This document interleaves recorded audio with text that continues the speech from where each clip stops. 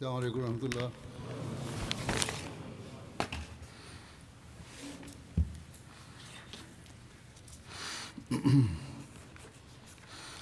أشهد أن لا إله إلا الله وحده لا شريك له وأشهد أن محمدا عبده ورسوله. أما بعد فأعوذ بالله من الشيطان الرجيم. بسم الله الرحمن الرحيم. الحمد لله رب العالمين الرحمن الرحيم مالك يوم الدين إياك نعبد وإياك نستعين اهدنا الصراط المستقيم صراط الذين أنعمت عليهم غير المغضوب عليهم ولا الضالين.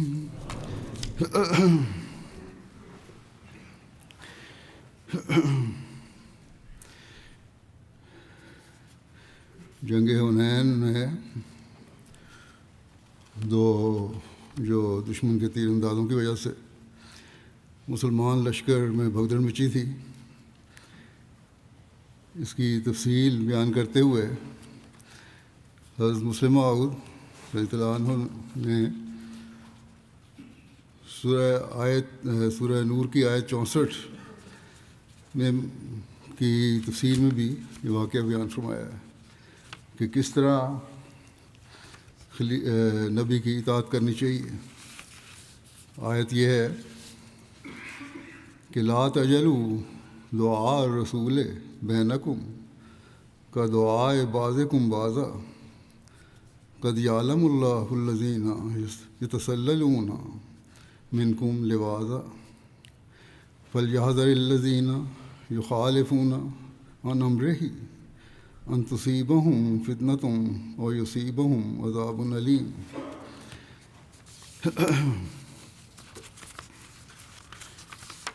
ترجمہ ہے کہ اے مومنو، یہ نہ سمجھو کہ رسول کا تم میں سے کسی کو بلانا ایسا ہی ہے جیسا کہ تم میں سے بعض کا بعض کو بلانا. اللہ ان لوگوں کو جانتا ہے جو کہ تم میں سے پہلو بچا کر مشورہ کی مجلس سے بھاگ جاتے ہیں. بس چاہیے کہ جو اس رسول کے حکم کی مخالفت کرتے ہیں اس سے ڈریں کہ ان کو خدا کی طرف سے کوئی آفت نہ پہنچ جائے یا ان کو دردناک عذاب نہ پہنچ جائے.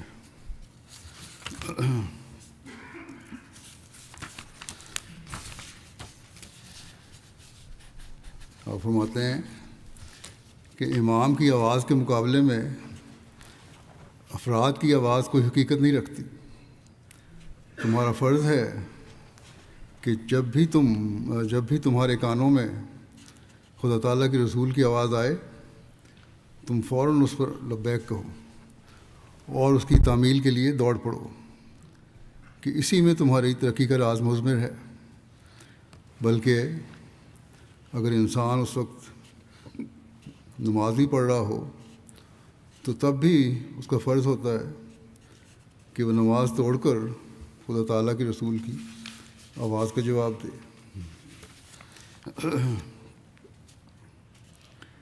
بہرحال نبی کی آواز پر فوراً لبیک کہنا ایک ضروری امر ہے، بلکہ ایمان کی علامتوں میں سے ایک بڑی علامت ہے. اور اللہ تعالیٰ مومنوں کو نصیحت کرتے ہوئے فرماتا ہے کہ اے مومنو، اگر کبھی خدا تعالیٰ کا رسول تمہیں بلائے تو اس کے بلانے کو دوسروں کے مقابلے کو بلانے جیسا مت سمجھو، بلکہ فوراً اس کی آواز پر لبیک کہا کرو. گویا بتایا کہ محمد رسول اللہ صلی اللہ علیہ وسلم کی دو الگ الگ حیثیتیں ہیں، ایک افسر دنیاوی ہونے کی اور ایک نبی ہونے کی. دنیاوی رئیس ہونے کے لحاظ سے بھی ان کے احکام کو ماننا ضروری ہے، مگر رئیس سے دینی ہونے کے لحاظ سے تو اس کی آواز پر لبیک کہنا اور بھی مقدم ہے۔ آپ نے یہاں جنگ حنین کا واقعہ بیان کیا، اس کی تفسیر میں وضاحت کرتے ہوئے کہ تاریخ سے پتہ لگتا ہے کہ جنگ حنین کے موقع پر جب مکہ کے کافر لشکر اسلام میں یہ کہتے ہوئے شامل ہو گئے، جب مکہ کے کافر لشکر اسلام میں یہ کہتے ہوئے شامل ہو گئے کہ آج ہم اپنی بہادری کے جوہر دکھائیں گے، اور پھر بنو ثقیف کے حملے کی تاب نہ لا کر میدان جنگ سے بھاگ گئے، تو ایک وقت ایسا آیا کہ رسول کریم صلی اللہ علیہ وسلم کے ارد گرد صرف 12 صحابی رہ گئے۔ اسلامی لشکر جو 10,000 کی تعداد میں تھا، اس میں بھگدڑ مچ گئی، اور کفار کا لشکر 3,000 تیر اندازوں پر مشتمل تھا۔ آپ کے دائیں بائیں پہاڑیوں پر چڑھا ہوا آپ پر تیر برسا رہا تھا، مگر اس وقت بھی آپ پیچھے نہیں ہٹنا چاہتے تھے بلکہ آگے جانا چاہتے تھے۔ حضرت ابوبکر رضی اللہ عنہ نے گھبرا کر آپ کی سواری کی لگام پکڑ لی اور عرض کیا کہ یا رسول اللہ، میری جان آپ پر قربان ہو، یہ آگے بڑھنے کا وقت نہیں ہے، ابھی لشکر اسلام جمع ہو جائے گا تو پھر ہم آگے بڑھیں گے۔ مگر آپ نے بڑے جوش سے فرمایا کہ میری سواری کی باغ چھوڑ دو، اور پھر ایڑ لگاتے ہوئے آگے بڑھنے شروع کیا، اور یہ کہتے جاتے تھے کہ انا النبی و لا کذب انا ابن عبد المطلب، یعنی میں موعود نبی ہوں جس کی حفاظت کا دائمی وعدہ ہے، جھوٹا نہیں ہوں، اس لیے تم 3,000 تیر انداز ہو یا 30,000، مجھے تمہاری کوئی پرواہ نہیں، اور اے مشرکو، میری اس دلیری کو دیکھ کر کہیں تم مجھے خدا نہ سمجھ لینا، میں ایک انسان ہوں اور تمہارے سردار عبد المطلب کا بیٹا ہوں، یعنی پوتا ہوں۔ آپ کے چچا حضرت عباس بہت اونچی کی آواز بہت اونچی تھی، آپ نے ان کی طرف دیکھا اور فرمایا عباس آگے آؤ اور آواز دو اور بلند آواز سے پکارو کہ اے سورہ بقرہ کے صحابیو، یعنی جنہوں نے سورہ بقرہ کی یاد کی ہوئی ہے، اے حدیبیہ کے دن درخت کے نیچے بیعت کرنے والوں، خدا کا رسول تم کو بلاتا ہے۔ ایک صحابی کہتے ہیں کہ مکے کی تازہ نو مسلموں کی بزدلی کی وجہ سے جب اسلامی لشکر کا اگلا حصہ پیچھے کی طرف بھاگا تو ہماری سواریاں بھی دوڑ پڑیں، اور جتنا ہم روکتے تھے اتنا ہی وہ پیچھے کی طرف بھاگتی تھی، یہاں تک کہ عباس کی آواز میدان میں گونجنے لگی کہ اے سورہ بقرہ کے صحابیو۔ خاص سورہ بقرہ کا نام لے کر اس لیے پکارا کہ مدینہ میں نازل ہونے والی یہ سب سے پہلی صورت تھی، اور اس صورت میں ہی یہ بھی آیات ہیں کہ تھوڑے لوگ زیادہ لوگوں پر خدا کے حکم سے غالب آتے ہیں، اور اس میں عہد و پیمان پورا کرنے کی تلقین ہے۔ اے حدیبیہ کے دن درخت کے نیچے بیعت کرنے والوں، خدا کا رسول تمہیں بلاتا ہے۔ یہ آواز کہتے ہیں جب میرے کان میں پڑی تو مجھے یوں معلوم ہوا کہ میں زندہ نہیں بلکہ مردہ ہوں، اور اسرافیل کا سور فضا میں گونج رہا ہے۔ میں نے اپنے اونٹ کی لگام زور سے کھینچی اور اس کا سر پیٹھ سے لگ گیا، لیکن وہ اتنا بدکا ہوا تھا کہ جو ہی میں نے لگام ڈھیلی کی وہ پھر پیچھے کی طرف دوڑا۔ اس پر میں نے اور میرے بہت سے ساتھیوں نے تلواریں نکال لیں، اور کئی تو اونٹ پر سے کود گئے اور کئی نے اونٹوں کی گردنیں کاٹ دیں، اور رسول کریم صلی اللہ علیہ وسلم کی طرف دوڑنا شروع کر دیا، اور چند لمحوں میں ہی وہ 10,000 صحابہ کا لشکر جو بے اختیار مکے کی طرف بھاگا جا رہا تھا آپ کے گرد جمع ہو گیا، اور تھوڑی دیر میں پہاڑیوں پر چڑھ کر اس نے دشمن کا تہس نہس کر دیا، اور یہ خطرناک شکست ایک عظیم الشان فتح کی صورت میں بدل گئی۔ اسی طرح اپنی ایک تقریر اسوہ حسنہ میں حضرت مسلم موعود نے بھی اس واقعہ کا ذکر کیا ہے کہ فتح مکہ کے بعد جب رسول کے کریم صلی اللہ علیہ وسلم بعض عرب قبائل کے مقابلے کے لیے غزوہ حنین میں تشریف لے گئے، تو چونکہ مکے میں بہت سے لوگ نئے مسلمان ہوئے تھے، اس لیے وہ بھی رسول کریم صلی اللہ علیہ وسلم کے ساتھ شامل ہو گئے، اور جو بھی مسلمان نہیں ہوئے تھے وہ بھی صرف اظہار شان اور قومی جوش کی وجہ سے مسلمانوں کے لشکر کے ساتھ شامل ہو گئے، اور انہوں نے اپنی کثرت اور طاقت پر لافظ کہنا شروع کر دیا کہ ہم بہت کثیر ہیں، آج ہمیں کوئی نہیں ہرا سکتا۔ اللہ تعالیٰ نے ان کو اس کبر کی سزا دینے کے لیے ایسے سامان پیدا کر دیے کہ جب مسلمانوں کا لشکر آگے بڑھا تو دشمن کمین گاہ میں چھپ گیا، اور ان کے بڑے بڑے ماہر تیر انداز کچھ دائیں طرف چھپ کر بیٹھ گئے اور کچھ بائیں طرف چھپ کر بیٹھ گئے۔ جب لشکر اس مقام سے گزرا جس کے دائیں بائیں ہزاروں تیر انداز چھپے بیٹھے تھے، تو انہوں نے یکدم اسلامی لشکر پر تیروں کی بچھاڑ کر دی۔ یہ دیکھ کر وہ حدیث العہد یعنی نو عمر اور نئے مسلمان جن میں ابھی کمزوری پائی جاتی تھی، اور مکہ کے وہ کافر جو صرف قومی جوش کی وجہ سے مسلمانوں کے ساتھ شامل ہو گئے تھے، بے تحاشا میدان جنگ سے بھاگ نکلے۔ ایسی صورت میں جب اگلے لوگ بھاگیں تو لازماً پیچھے آنے والوں کے گھوڑے بھی بدک جاتے ہیں اور وہ بھی بھاگنا شروع کر دیتے ہیں۔ چنانچہ اس جنگ میں بھی ایسا ہی ہوا۔ جب وہ حدیث العہد مسلمان اور کفار تیروں کی بچھاڑ برداشت نہ کرتے ہوئے بھاگے تو صحابہ کے گھوڑوں اور اونٹوں نے بھی بھاگنا شروع کر دیا، اور تمام اسلامی لشکر تتر بتر ہو گیا۔ یہ مصیبت یہاں تک بڑھی کہ رسول کریم صلی اللہ علیہ وسلم کے گرد صرف 12 آدمی رہ گئے، باقی سب میدان سے بھاگ کھڑے ہوئے۔ یہ دیکھ کر حضرت عباس نے رسول کریم صلی اللہ علیہ وسلم کے گھوڑے کی باگ پکڑی اور عرض کیا، اب ٹھہرنے کا وقت نہیں، گھوڑے کی باگ پھیریں اور واپس چلیں تاکہ اسلامی لشکر کو دوبارہ جمع کر کے حملہ کیا جائے۔ مگر رسول کریم صلی اللہ علیہ وسلم نے فرمایا، خدا کے نبی میدان جنگ سے پیٹھ نہیں موڑا کرتے۔ یہ کہہ کر آپ نے گھوڑے کی باگ اٹھائی اور اسے ایڑ لگا کر اور بھی آگے بڑھا دیا، اور فرمایا، انا نبی و لا کذب انا ابن عبد المطلب، میں خدا کا نبی ہوں، جھوٹا نہیں ہوں، اور میں جو آج ان تیر اندازوں سے نہیں ڈرا اور 4000 تیر اندازوں کے نرے میں گھرے ہوئے ہونے کے باوجود آگے ہی بڑھتا چلا جا رہا ہوں، تو اس نظارے کو دیکھ کر تم کہیں یہ نہ سمجھ لینا کہ میں خدا ہوں یا مجھ میں بھی خدائی صفات پائی جاتی ہیں۔ یاد رکھو، میں خدا نہیں، میں تو وہی عبد المطلب کا بیٹا ہوں۔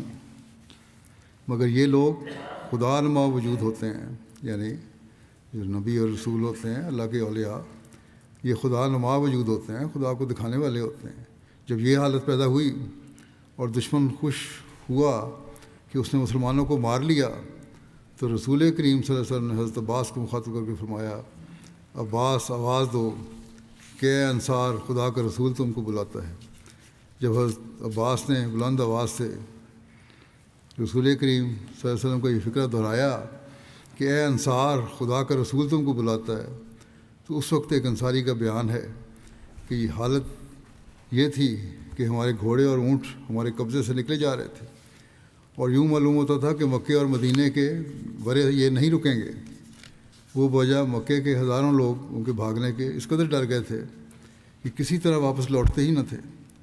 ہم اپنی سواریوں کی باگیں کھینچتے اور اس قدر زور لگاتے کہ ان کا منہ ان کی دم کو آگ لگتا، مگر بجائے واپس لوٹنے کے وہ پیچھے کی طرف ہی بھاگتے۔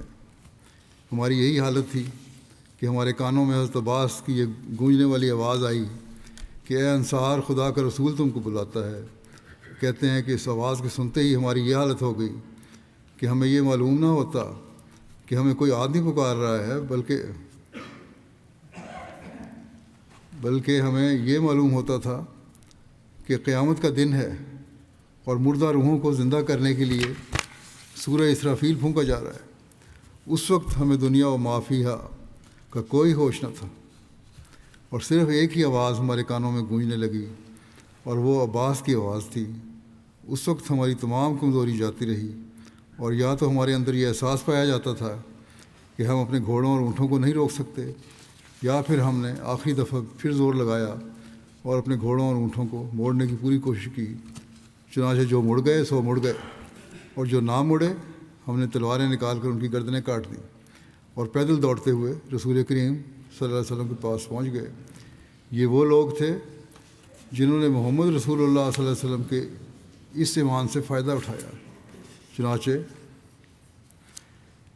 جس طرح محمد رسول اللہ صلی اللہ علیہ وسلم کی یہ شان تھی کہ خواہ کیسا ہی خطرہ و خدا آپ کی آنکھوں سے اوجھل نہیں ہوتا تھا، یہی شان اپنے درجے کے مطابق صحابہ میں پیدا ہو گئی تھی آپ کی تربیت کے ذریعے سے۔ حضرت صلی اللہ علیہ وسلم کے ساتھ کون کون ثابت قدم رہا، اس کی روایت میں آتا ہے کہ حضرت ابن مسعود سے یہ روایت ہے کہ میں حنین کے موقع پر رسول اللہ صلی اللہ علیہ وسلم کے ساتھ تھا، مسلمان بھاگ گئے اور آپ کے پاس مہاجرین انصار میں صرف 80 لوگ رہ گئے۔ ہم ثابت قدم رہے اور پیٹ پھیر کر نہیں بھاگے، اور یہی وہ لوگ تھے جن پر اللہ تعالیٰ نے سکینت نازل کی۔ رسول اللہ صلی اللہ علیہ وسلم نے اپنے خچر پر موجود تھے، ایک قدم بھی پیچھے نہ ہٹے تھے۔ آپ کی خچر جھکی تو آپ زین سے نیچے جھکے۔ میں نے کہا آپ صلی اللہ علیہ وسلم اوپر ہو جائیں، اللہ آپ کو بلند کرے۔ آپ صلی اللہ علیہ وسلم نے فرمایا کہ مجھے مٹی کی ایک مٹھی دو، تو میں نے آپ صلی اللہ علیہ وسلم کو دے دی مٹھی میں مٹی بھر کے۔ تو آپ صلی اللہ علیہ وسلم نے لے کے مجھ سے وہ مٹی ان کے چہروں کی طرف پھینکی دشمن کے، تو ان کی آنکھیں مٹی سے بھر گئیں۔ پھر فرمایا مہاجرین اور انصار کہاں ہیں؟ میں نے عرض کیا وہ یہاں موجود ہیں۔ تو فرمایا ان کو بلاؤ۔ میں نے ان کو بلایا تو اپنی تلواروں کو اپنے دائیں ہاتھوں میں لیتے ہوئے آئے، اور مشرکین پیٹ پھیر کر بھاگ گئے۔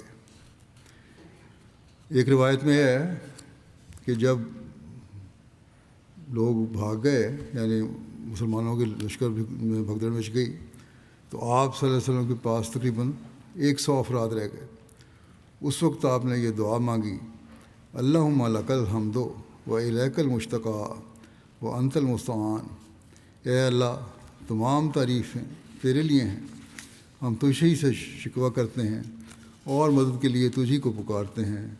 تو جبرائیل نے عرض کی آپ پر وہی کلمات القاء ہوئے ہیں جو حضرت موسیٰ کو سمندر کے پھٹنے کے دن سکھائے گئے تھے۔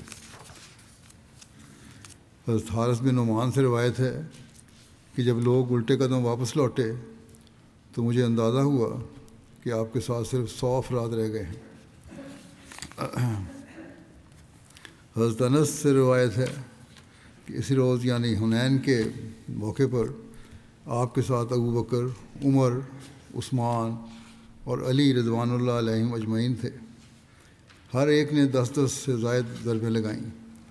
حضرت ابن مسعود بھی ان میں شامل تھے، اور انصار میں سے حضرت ابو دجانہ، حارثہ بن نعمان، سعد بن عبادہ، ابو بشیر، اسید بن حضیر، اور اہل مکہ میں سے شیبہ بن عثمان ثابت قدم رہے۔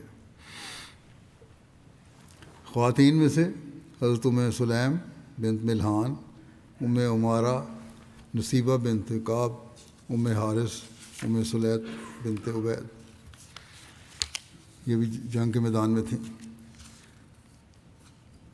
صحابیات کی ثابت قدمی کے بارے میں آتا ہے، عبداللہ بن ابی بکر سے روایت ہے کہ رسول اللہ صلی اللہ علیہ وسلم نے حضرت ام سلیم بنت ملحان کو دیکھا۔ وہ اپنے شوہر ابو طلحہ کے ہمراہ تھیں اور وہ حاملہ تھیں۔ انہیں ڈر تھا کہ اونٹ انہیں نیچے نہ گرا دے، چنانچہ انہوں نے اپنا ہاتھ نکیل اور لگام کے اندر سے ڈال کر اونٹ کا سر اپنے قریب کر رکھا تھا۔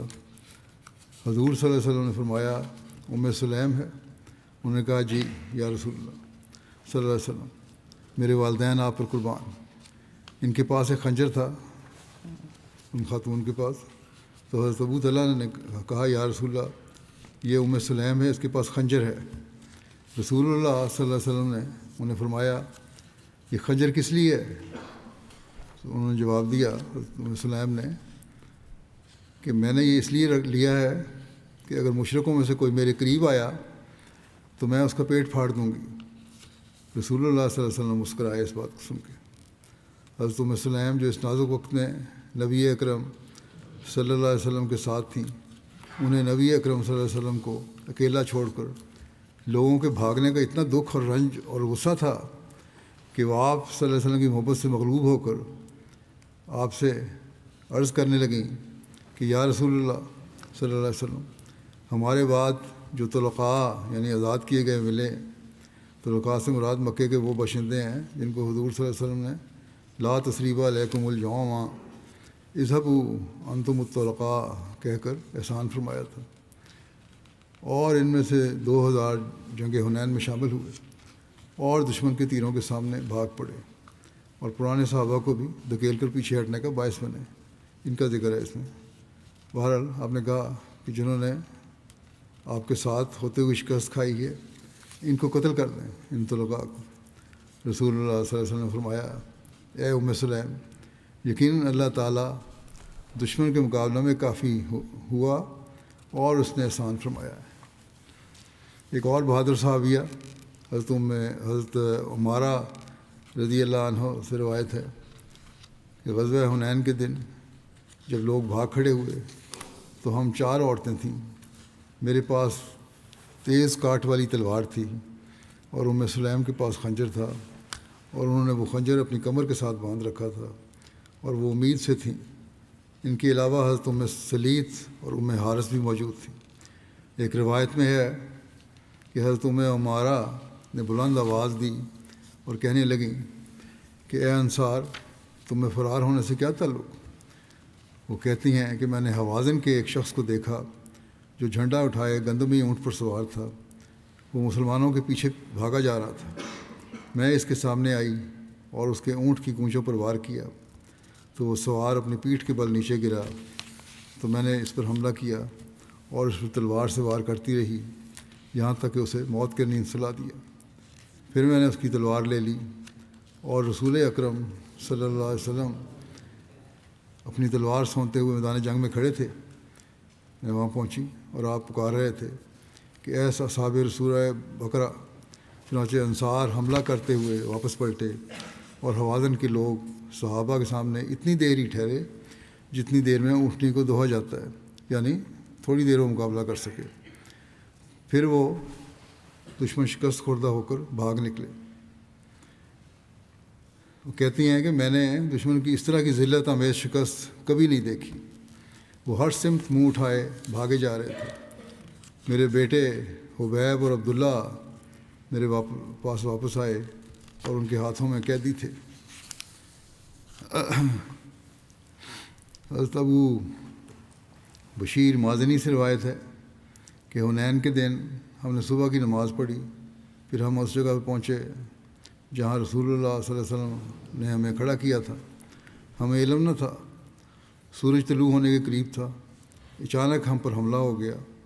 ہمارے لشکر کا اگلا حصہ ہماری طرف واپس پلٹا اور وہ شکست کھا چکے تھے۔ ہماری صفیں خلط ملط ہو گئیں اور ہم لشکر کے اگلے حصے میں سمیت شکست کھا گئے۔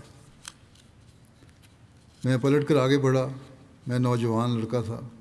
مجھے معلوم ہوا کہ رسول اللہ صلی اللہ علیہ وسلم لشکر کے اگلے حصے میں ہیں، تو میں کہنے لگا کہ اے انصار، میرے ماں باپ رسول اللہ صلی اللہ علیہ وسلم پر قربان ہوں، تم کہاں پھرے جا رہے ہو؟ آواز دی انہوں نے۔ میں شکست خوردہ لوگوں کو پیچھے اوڑ رہا تھا۔ میری کوشش صرف رسول اللہ صلی اللہ علیہ وسلم کو سلامت دیکھنے کی تھی، یہاں تک کہ میں رسول اللہ صلی اللہ علیہ وسلم تک پہنچ گیا اور آپ فرما رہے تھے اے انصار، اے انصار۔ میں آپ کی سواری کے قریب گیا اور میں نے پیچھے دیکھا، انصار فوراً واپس لوٹ رہے تھے اور رسول اللہ صلی اللہ علیہ وسلم اپنی سواری پر دشمن کے سامنے کھڑے تھے، اور انصار رسول اللہ صلی اللہ علیہ وسلم کے سامنے قتال کرنے لگے اور رسول اللہ صلی اللہ علیہ وسلم کے ساتھ ساتھ تھے۔ تو انصاری دشمن کو دور کر رہے تھے، یہاں تک کہ ہم نے ان کو ایک فرسخ یعنی 3 میل تک دھکیل دیا۔ وہ گھاٹیوں میں پھیل گئے، یہاں تک کہ وہ ہمارے سامنے شکست کھا گئے۔ پھر رسول اللہ صلی اللہ علیہ وسلم اپنی منزل اور اپنے خیمہ کی طرف لوٹ گئے، اور قیدی آپ کے ارد گرد بندھے ہوئے تھے۔ ایک گروہ آپ کے خیمہ کے گرد تھا، اور آپ کے ہمراہ آپ صلی اللہ علیہ وسلم کے دونوں ازواج حضرت ام سلمہ اور حضرت زینب تھیں۔ ایک روایت میں حضرت ام سلمہ اور حضرت میمونہ کا ذکر ملتا ہے۔ ان کے ارد گرد ان لوگوں کی جماعت تھی جو رسول اللہ صلی اللہ علیہ وسلم پر پہرا دے رہے تھے، اور وہ عباد بن بشر، ابو نائلہ اور محمد بن مسلمہ تھے۔ ابن عقبہ بیان کرتے ہیں کہ ایک قریشی آدمی صفوان بن امیہ کے پاس سے گزرا، یہ ابھی تک مشرک تھا، اور حنین کی جنگ کا نظارہ کرنے کے ساتھ آیا تھا، اور کہا تجھے بشارت ہو، محمد صلی اللہ علیہ وسلم اور اس کے اصحاب کی شکست ہو گئی۔ پہلے جو حملہ ہوا تھا اس کی وجہ سے اس نے یہ شکست کی خبر دی، اور پھر یہ کہنے لگا وہ مشرک کہ اللہ کی قسم وہ اب کبھی بھی پہلی حالت میں نہیں آ سکتے، یعنی اب ان کو فتح نصیب نہیں ہو سکتی۔ تو صفوان نے کہا تو مجھے بدوؤں کے غلبے کی خوشخبری دیتا ہے؟ اللہ کی قسم کسی قریشی کا سردار بننا مجھے بدوؤں کے سردار بننے سے زیادہ محبوب ہے۔ صفوان اس بات سے غصے میں آ گیا، اس کی بات سنی جو دشمن کی۔ انہوں نے اپنے ایک غلام کو بھیجا خبر لانے کے لیے، کہا کہ غور سے سنو یہ کس کے اشعار کی آواز آ رہی ہے، کیونکہ اس وقت نعروں کی آواز بھی شروع ہو گئی تھی۔ وہ واپس اس کے پاس آیا اور کہا کہ میں نے ان کو یہ کہتے ہوئے سنا ہے کہ اے بنو عبد الرحمن، اے بنو عبید اللہ، اے بنو عبداللہ۔ اس نے کہا محمد صلی اللہ علیہ وسلم غالب آ گئے ہیں، اور یہ ان کا جنگ میں شعار ہے۔ اس سے صفوان کو تسلی ہوئی، اور وہ کہنے لگا کہ محمد صلی اللہ علیہ وسلم کو فتح ہوئی ہے۔ اس جنگ میں رسول اللہ صلی اللہ علیہ وسلم کا کفار پر کنکریاں پھینکنے اور دعا کرنے کا بارے میں بھی یوں ذکر ملتا ہے، اس کا پہلے بھی ذکر ہوا، آپ نے فرمایا تھا مٹھی دو مجھے پھینکوں گا۔ اس کی مزید تفصیل میں ایک جگہ یوں ہے کہ صحابہ کے واپس پلٹنے پر جب جنگ اپنے زوروں پر تھی تو رسول اللہ صلی اللہ علیہ وسلم نے نظر اٹھا کر جنگ کا نظارہ کیا، اور آپ اپنی خچر پر سوار تھے۔ رسول اللہ صلی اللہ علیہ وسلم نے فرمایا جنگ خوب زوروں پر ہے۔ راوی کہتے ہیں کہ رسول اللہ صلی اللہ علیہ وسلم نے کنکر پکڑے اور انہیں کفار کے چہرے کی طرف پھینکا، پھر فرمایا محمد کے رب کی قسم۔ ایک اور روایت میں ہے کہ حضور صلی اللہ علیہ وسلم نے فرمایا کعبے کے رب کی قسم، یہ لوگ شکست کھا گئے۔ حضرت عباس کہتے ہیں میں دیکھنے لگا تو لڑائی ویسے ہی ہو رہی تھی جیسے میں نے دیکھتا تھا۔ وہ کہتے ہیں اللہ کی قسم جو ہی آپ نے کنکریاں پھینکیں تو میں نے دیکھا کہ ان کی تیزی ماند پڑنے لگی، اور یعنی دشمن کا حملہ جو تھا ماند پڑنے لگا، اور ان کا معاملہ الٹنے لگا، یعنی شکست کی طرف پھر گیا معاملہ، دشمن کی شکست۔ اس کی مزید تفصیل اس طرح ملتی ہے کہ رسول اللہ صلی اللہ علیہ وسلم دونوں رکابوں میں پاؤں رکھے کھڑے ہو گئے، اور آپ اپنے خچر پر سوار تھے۔ آپ اپنے ہاتھ اٹھائے دعا کرتے ہوئے کہنے لگے اللہم انی انشدک ما وعدتنی اللہم لا ینبغی لہم ان یظہروا علینا۔ اے اللہ میں تجھے ان کا واسطہ دیتا ہوں، اس کا واسطہ دیتا ہوں جو تو نے مجھ سے وعدہ کیا تھا۔ اے اللہ مناسب نہیں ہے ان کے لیے کہ وہ ہم پر غالب آئیں اور ہم مغلوب ہو جائیں۔ یزید بن عامر سوائی سے روایت ہے کہ وہ حنین میں مشرکین کے ساتھ موجود تھے اور بعد میں اسلام لائے تھے۔ بیان کرتے ہیں کہ رسول اللہ صلی اللہ علیہ وسلم نے حنین کے موقع پر زمین سے ایک مٹی کی مٹھی لی، پھر مشرکین کی طرف متوجہ ہوئے اور ان کے چہروں کی طرف پھینک دی اور فرمایا کہ تم لوٹ جاؤ۔ چہرے سیاہ ہو گئے۔ جو شخص بھی اپنے بھائی سے ملتا تھا وہ اپنی آنکھوں میں چبھن کی شکایت کرنے لگتا اور اپنی آنکھوں کو ملتا تھا، یعنی دشمن کی آنکھوں میں جلن شروع ہو گئی۔ اس وقت آپ دلدل نامی خچر پر سوار تھے۔ شیبہ بن عثمان ایک قریشی معزز شخص تھا. اس کا باپ عثمان بن طلحہ جنگ احد میں قتل ہوا تھا. یہ مکے سے حنین کے لشکر میں شامل ہوا. بعض کے نزدیک یہ فتح مکہ کے وقت مسلمان ہو گیا تھا. وہ خود بیان کرتا ہے کہ میں اس نیت سے شامل ہوا تھا کہ جب بھی، اس کا مطلب مسلمان نہیں ہوا تھا، جب بھی مجھے موقع ملا تو میں اپنے باپ کے قتل کے بدلے میں محمد صلی اللہ علیہ وسلم کو قتل کر کے نعوذ باللہ اپنے دل کو ٹھنڈا کروں گا. اسلام سے مخالفت کا یہ عالم تھا. یہ کہا کرتا تھا کہ سارا عرب و عجم بھی محمد صلی اللہ علیہ وسلم کو کلمہ پڑھ لے، میں تب بھی ان کی پیروی نہیں کروں گا.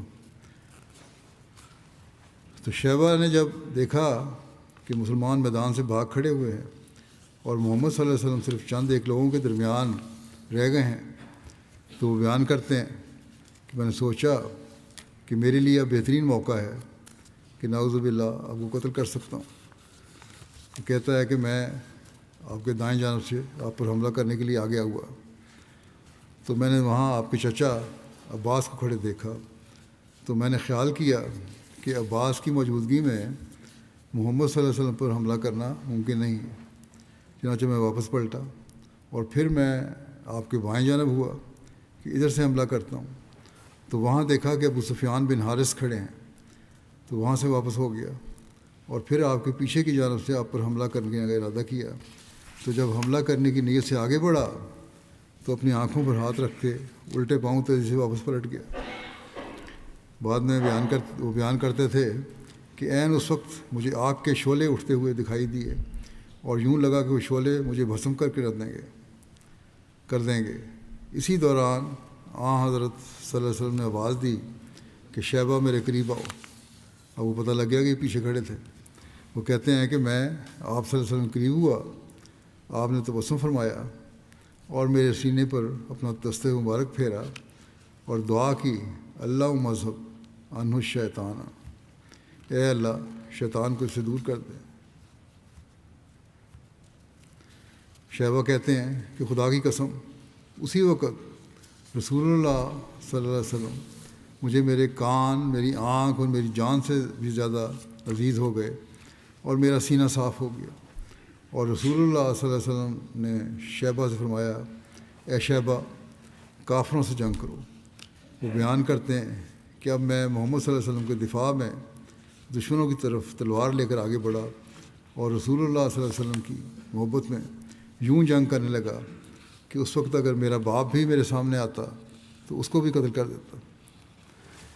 اس واقعہ کو حضرت مسلم موعود نے بھی بیان کیا ہے اپنے رنگ میں کہ رسول کریم صلی اللہ علیہ وسلم کے متعلق ایک واقعہ آتا ہے کہ ایک شخص نے بظاہر اسلام قبول کر لیا اور وہ جنگ حنین میں شریک ہوا، لیکن اس کی نیت یہ تھی کہ جس وقت وہ لشکر آپس میں ملیں گے تو میں موقع پا کر رسول کریم صلی اللہ علیہ وسلم کو شہید کر دوں گا. جب لڑائی تیز ہوئی تو اس شخص نے تلوار کھینچ لی. رسول کریم صلی اللہ علیہ وسلم اس وقت اکیلے تھے، پھر حضرت عباس ساتھ تھے. اس شخص نے موقع غنیمت جانا اور آگے بڑھ کر وار کرنا چاہا. خدا تعالیٰ نے رسول کریم صلی اللہ علیہ وسلم کو الہام بتا دیا کہ اس شخص کے اندر کپت یعنی دشمنی ہے. وہ شخص خود ذکر کرتا ہے کہ میں آپ کی طرف بڑھتا گیا اور میں خیال کرتا تھا کہ اب میری تلوار آپ کی گردن اڑا دے گی، لیکن جب میں آپ کے قریب پہنچا تو آپ نے اپنا ہاتھ میری طرف بڑھایا اور سینے پر رکھ کر فرمایا، اے خدا تو اس کو شیطانی خیالات سے نجات دے اور اس کے بغض کو دور کر دے. وہ شخص کہتا ہے کہ مجھے یکدم محسوس ہوا کہ آپ سے زیادہ پیاری چیز اور کوئی نہیں. اس کے بعد رسول کریم صلی اللہ علیہ وسلم نے فرمایا، آگے بڑھو اور لڑو. اور میں نے تلوار سونت لی اور خدا کی قسم اگر اس وقت میرا باپ بھی زندہ ہوتا تو میرے سامنے آ جاتا تو میں اپنی تلوار اس کے سینے میں بھونک دیتا، یعنی گھونپ دیتا اور اس سے بھی دریغ نہ کرتا. یہ محبت ہے جس نے اس کی دشمنی کو دور کر دیا.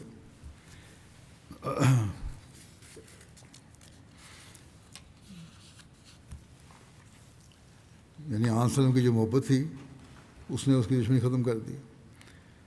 جنگ ختم ہو جانے کے بعد حضرت صلی اللہ علیہ وسلم اپنے خیمہ میں تشریف فرما تھے کہ شیبہ بن عثمان نبی صلی اللہ علیہ وسلم کی زیارت و ملاقات کے لیے حاضر ہوئے.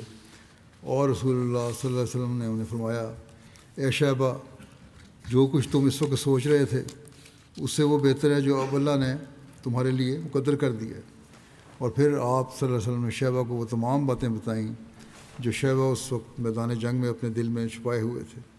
شیبہ نے رسول اللہ صلی اللہ علیہ وسلم کی خدمت میں جو کچھ ماضی میں ہوا اس کی بخشش کی درخواست کی، تو آپ صلی اللہ علیہ وسلم اس کے لیے دعا دیتے ہوئے فرمایا، غفر اللہ لک، اللہ تمہاری بخشش فرمائے۔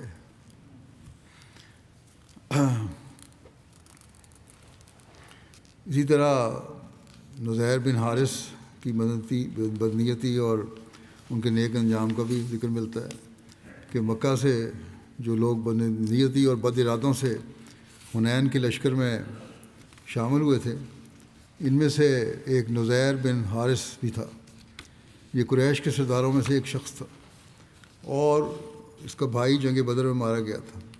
یہ خود بیان کرتے ہیں کہ میں اپنے کچھ ساتھیوں کے ساتھ اس نیت سے حنین کی طرف نکلا تھا کہ موقع ملتے ہی مشرکین کی طرف سے حملہ کرنے والوں کے ساتھ شامل ہو جاؤں گا، اور جب مسلمان ابتدا میں منتشر ہوئے تو میں حضرت صلی اللہ علیہ وسلم کو قتل کرنے کے لیے ان کی طرف گیا، لیکن جو ہی میں نے آپ صلی اللہ علیہ وسلم کی طرف بڑھنے کا ارادہ کیا تو کیا دیکھتا ہوں کہ آپ صلی اللہ علیہ وسلم کے ارد گرد سفید چہروں والے کچھ لوگ ہیں جو مجھے کہہ رہے ہیں کہ یہاں سے دور ہو جاؤ۔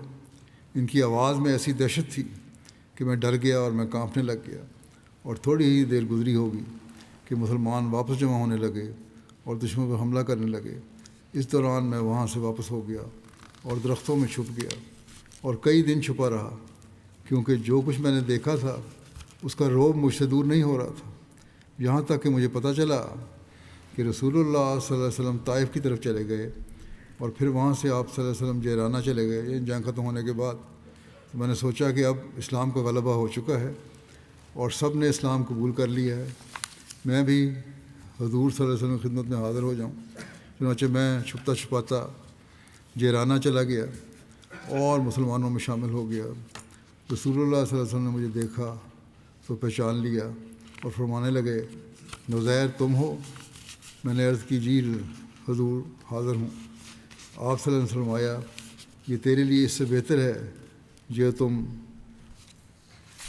نے حنین کے موقع پر ارادہ کیا تھا، اور اس میں اللہ تیرے اور اس کے درمیان حائل ہو گیا تھا، اور یعنی تیرے ارادے کے اور تیرے درمیان حائل ہو گیا تھا۔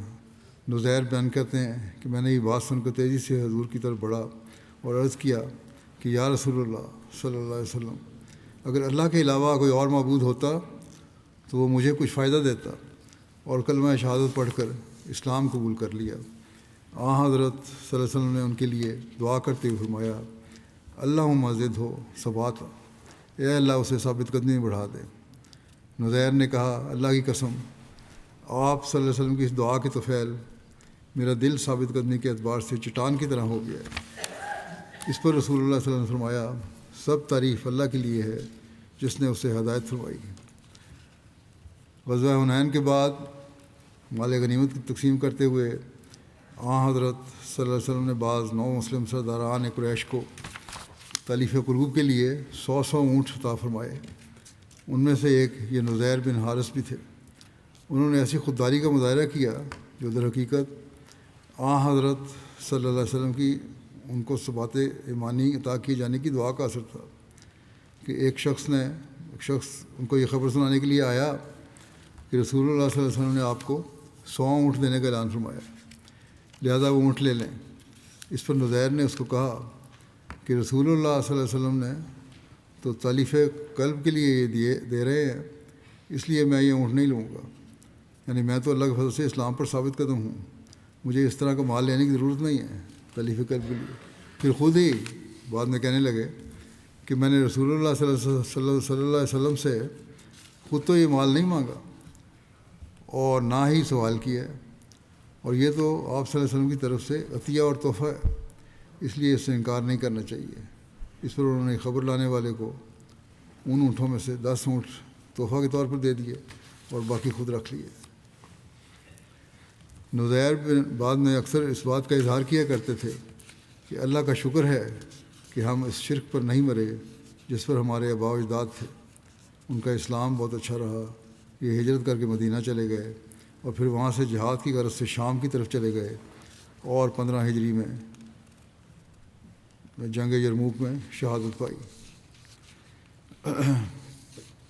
باقی انشاءاللہ تعالیٰ آئندہ.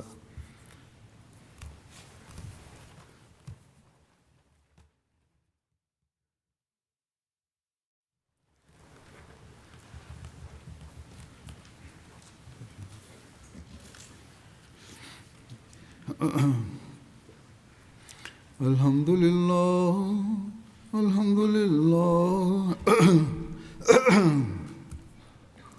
الحمد للہ نحمدہ ونستعینہ ونستغفرہ ونؤمن بہ ونتوکل علیہ ونعوذ باللہ من شرور انفسنا ومن سیئات اعمالنا من يهده الله فلا مضل له ومن يضلل فلا هادي له ونشهد أن لا إله إلا الله ونشهد أن محمدا عبده ورسوله.